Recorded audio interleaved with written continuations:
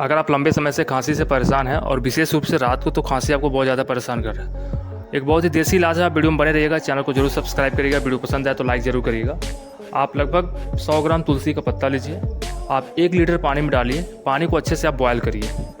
पानी जब वो बॉयल हो जाए, जब पानी आपने 1 लीटर लिया, जब पानी आधा लीटर हो जाए, बिल्कुल 50% हो जाए, उसके बाद आप क्या करिए, तुलसी के पत्ते को, पानी को आप छान लीजिए। जब पानी उसका ठंडा हो जाए, आप खाना खाने के बाद रात में पानी का आप सेवन करिए। आप देखेंगे आपको 1-2 दिन में काफ़ी ज़्यादा राहत मिल सकता है।